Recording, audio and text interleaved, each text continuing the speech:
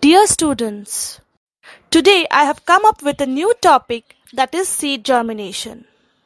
Now, what is seed germination?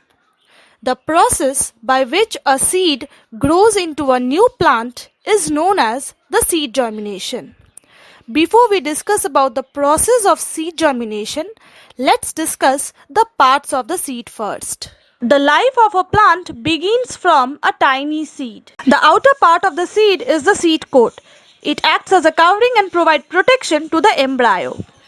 Now, inside the seed, there are four important parts. The first one is the epicotyle, which is the part of the seed that give rise to leaves of the plant. Next is the hypocotyle, which is the stem of the plant. Radicle is the first root that plant has.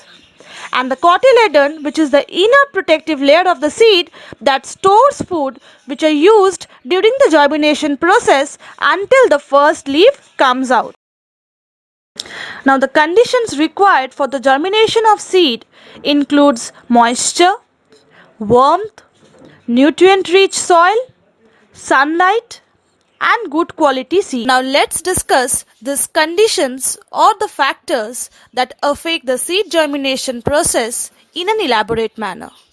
The first condition is moisture. Seeds cannot survive in dry conditions. They require an environment which has moisture in it. This moisture or water is one of the essential factors in the seed germination process. Do you know why? Well, this water is absorbed by the seed and as a result, seed swells up. Now, due to this swelling, the seed coat ruptures and the radicle moves downward, thus resulting in the formation of root. This absorption of water by the seed, as a result of which the seed swells up, is known as imbibition. Next is warmth.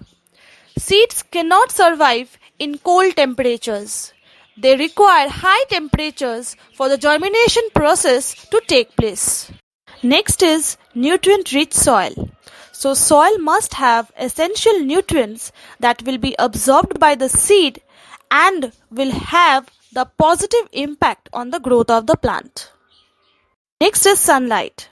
Now, sunlight is not very much required in the early stages of germination, but it is very much essential during the latter stages. So, by the time the epicotyle is observed, that is, the seed leaves are visible, the seed leaves will require sunlight in order to make up their own food, a process known as photosynthesis. Next is good quality seed. Now, selection of good seed is very important because it will improve the quality of the yield. Good seed through the process of germination will grow into a strong and healthy plant. Now, once these conditions are satisfied, the seed will begin to grow. Now, in the germination process, seed first absorbs water from the soil and provides moisture to the embryo. This embryo starts getting nourishment. Now, the first sign of growth is the tiny root that comes out of the seed. Now, with more and more nourishment, embryo starts growing. Eventually, the seed coat ruptures and the growing plant comes out in search of sunlight to make its own food by the process of photosynthesis. Once the seed coat falls off, the root starts growing downward for anchoring the seed and search for more food nutrient from the soil. In the meantime, the shoot also starts growing upward towards the light. Soon, a baby plant is seen with tiny leaves. This process of growing of a seed into a plant is called seed germination. Coming to the types of germination. There are three types of germination that we get to see. The first one is the epigeal germination, second one is the hypogeal germination, and the third one is a special type of germination known as viviparous germination. We are going to discuss about this one by one. Now first is epigeal germination. In seeds with epigeal germination, the cotyledons are brought above the soil due to elongation of the hypocotyl, as you can see here in the picture. This type of germination is found in bean, castor, sunflower, and here the flat green leaf-like cotyledon can be seen in young seedlings. This cotyledon not only stores food but also performs photosynthesis till the seedlings become independent. Next is hypogeal germination. Now in this germination, the cotyledons do not come out of the soil due to the elongation of epicotyle, as you can see here in the picture.